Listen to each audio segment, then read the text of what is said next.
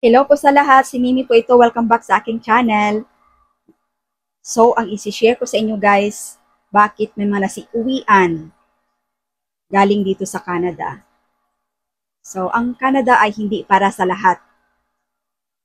Kung napifeel mong nalulungkot ka, kung napifeel mong weak ka, so ito ay hindi para sa iyo. Si-share ko ngayon yung base sa aking mga experience dito sa Canada. Una sa lahat, ang unang reason talaga kung bakit sila umaalis is yung cost of living. Lahat na ngayon ay tumataas, mga bilihin, mga gas, groceries.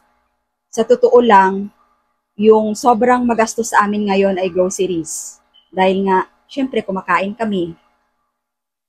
Yung hindi naman kami guys maluho, simple lang ang pamumuhay namin dito sa Canada. Pero, 'di ba, may madalawang anak kami na kailangan namin pakainin din ng gusto, 'di ba?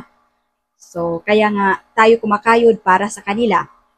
So, pag may independence ka na dalawa, so medyo mahirap na yun. Kailangan mo ng dalawa, tatlong trabaho. Isa lang guys, naku, hindi ka mabubuhay dito pag isa lang trabaho mo kasi nga, tumataas na ng bilihin, apartment na mga rent, mga bahay na yan. So, sa mortgage pa lang, naku guys, kulang na talaga yan.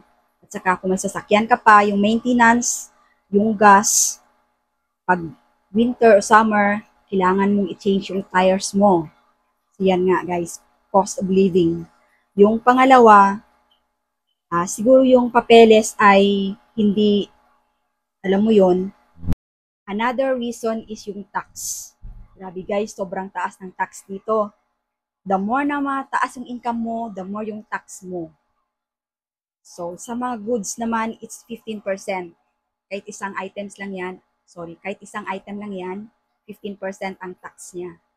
Sobrang laki talaga ng tax dito guys sa Halifax, no?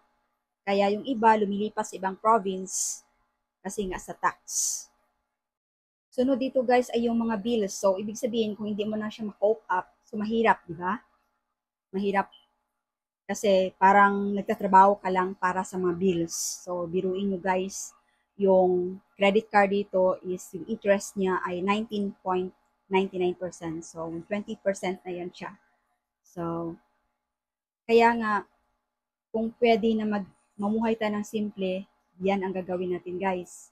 So, maliban sa mga credit cards, so, itong phones, no? Sobra ding mahal dito guys sa Canada yung mga plans. Alam nyo guys, yung isa sa pinakamalaking reason kung bakit sila umuwi ng Canada kasi sila nalulungkot, nadidepress sila. Bakit? Dahil siguro wala yung family nila dito, wala sila masyadong friends, wala sila masyadong relatives. So nakakalungkot talaga guys kasi dito, it's totoo naman na trabaho tayo ng trabaho. Pero depende rin sa atin kung, di ba, kung magtrabaho ka lang ng magtrabaho, mag-relax din tayo guys, di ba? Isa pa na hindi nagugustuhan nila yung weather. Especially pag winter guys, sobrang lamig talaga dito sa Canada. So parang gusto mo palagi yung maging warm yung paligid mo. So hindi mo magagawa yung gusto mong gawin. So iba talaga pag summer. Kaya mostly ng tao dito, especially pag winter, nadidepress talaga. Dahil nga hindi sila masyadong makalabas pag malamig. Siguro, isa pang dahilan kung bakit sila umuwi dahil nga hindi nga okay yung papeles nila, hindi pa sila permanent resident, hindi pa sila citizen, yung temporary workers lang sila at may problema sa kanilang papeles, mahirap din yun guys. Kaya sila umuwi. No? So parang ayaw nilang mamblema sa papeles nila, temporary lang. Kasi kung temporary workers ka guys, hindi ka masyadong maka-work ng maraming oras. So hindi ka makakakita ng income, di ba? Isa din siguro sa mga problema nila na bakit sila umuwi dahil siguro sa halimbawa one of the family members may sakit o di kaya may mga karamdaman. Dito kasi guys sa Canada importante may family doctor ka. So may nakikita ako mga post na umuwi ng Pilipinas kasi nga may karamdaman at saka walang family doctor. Mahirap dito guys pag walang family doctor. Kasi sila yung nakakaalam ng family history natin. Siyempre nung health natin, ito din ang concern natin kahit alam mo yung natatrabaho tayo, so health is wealth, di ba?